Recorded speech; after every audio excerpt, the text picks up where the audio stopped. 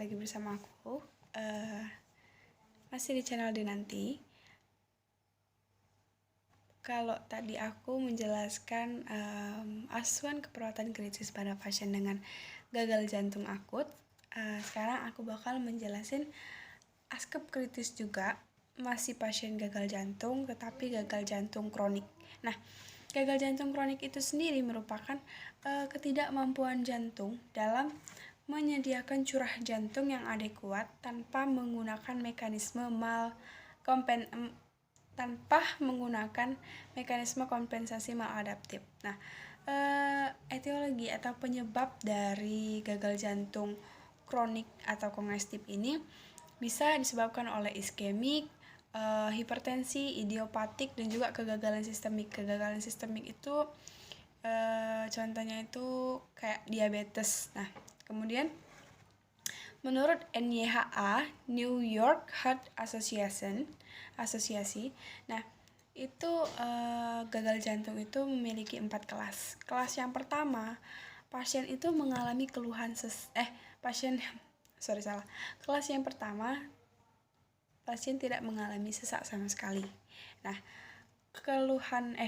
kelas yang kedua itu pasien mengalami sesak napas ketika melakukan aktivitas sehari-hari. Misalnya dia cuman biasanya kan kalau kita aktivitas sehari-harinya, misal nih dari tempat duduk saya sekarang, saya mau keluar misalnya ke kamar mandi. Nah, itu pasien sudah mengalami sesak, itu termasuk kelas 2.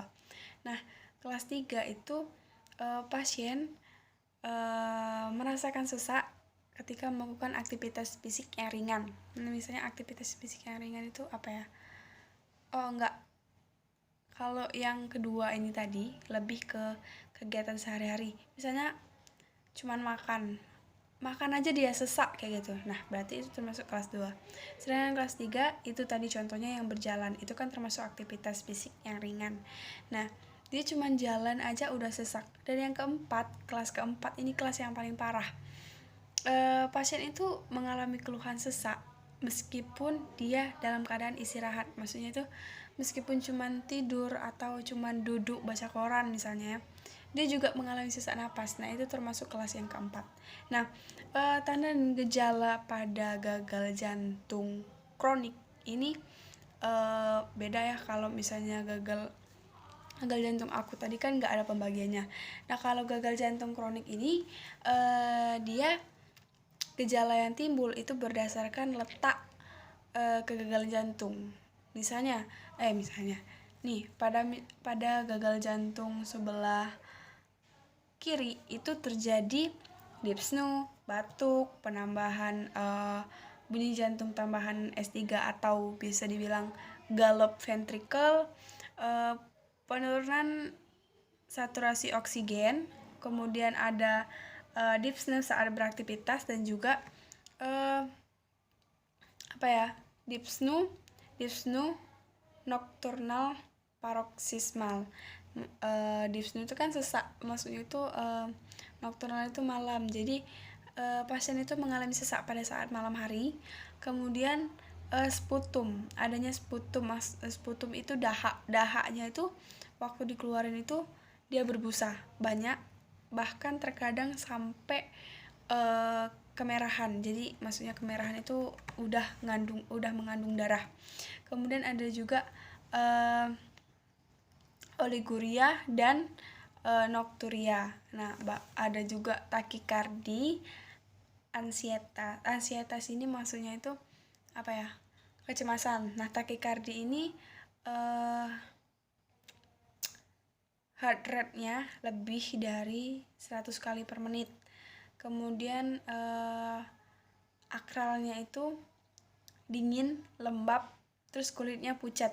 Nah, itu berarti dia mengalami gagal jantung sebelah kiri. Nah, kalau pasien mengalami gagal jantung sebelah kanan itu mengalami edema ekstremitas, hepatomegali, asites, mual, dan peningkatan BB. Jadi kalau misalnya yang gagal jantung sebelah kanan itu lebih ke lebih ke terjadi peningkatan volume cairan sih. Nah, kemudian untuk nentuin tadi kan saya bilang salah satu tandanya itu ada akral ujung-ujung jarinya dingin dan juga kulit pucat. Nah, kalau misalnya kalian nemuin teman tiba-tiba tangannya dingin, pucat, ya itu sebenarnya belum tentu juga dia punya penyakit jantung. Bisa jadi dia lagi cemas, atau dia lagi nahan BAB, atau dia lagi nahan nyeri yang bener-bener nyeri banget sampai kulitnya pucat. Nah, untuk nentuin dia punya penyakit jantung apa enggak, itulah digunakan adanya pemeriksaan diagnostik, pemeriksaan lebih lanjut. Nah, untuk menentukan pasien itu memang mengalami gagal jantung atau tidak, itu biasanya dilakukan pemeriksaan EKG, kemudian sinar X dada, dan juga pemeriksaan lab meliputi BUN, kreatinin, dan juga BNP. Nah, diagnosa keperawatan pada pasien gagal jantung kronik sama gagal jantung akut ini nggak jauh beda. Yang pertama pasti terjadi penurunan syur jantung, kelebihan volume cairan, intoleransi aktivitas, ansietas, kemudian adanya penurunan perfusi jaringan, dan pola nafas tidak efektif. Nah, untuk intervensinya itu meliputi peningkatan toleransi aktivitas, manajemen mengurangi keletihan pasien, manajemen hipervolemia, kontrol ansietas, perawatan sirkulasi, manajemen jalan napas, dan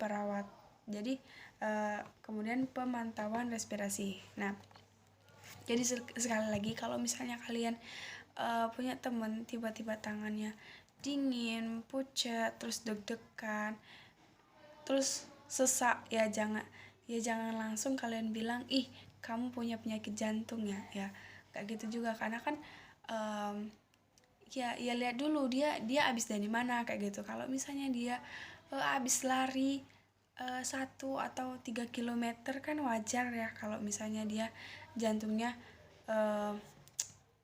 detaknya kenceng kayak gitu. Nah, kalau misalnya dia lagi menstruasi yang nyeri-nyeri banget gitu, kan kadang ada perempuan yang emang menstruasinya itu sampai nyeri banget, pucet, mual, muntah. Nah, bisa jadi itu penyebabnya. Nah, jadi kalau misalnya ada teman kalian punya keluhan yang kayak gitu, jangan langsung ngejudge orang itu memiliki penyakit jantung. Jadi lebih baik diperiksain dulu. Jadi lebih pasti kayak gitu. Nah, mungkin itu saja yang bisa saya sampaikan tentang asuhan keperawatan kritis pada pasien dengan gagal jantung kronik. Terima kasih.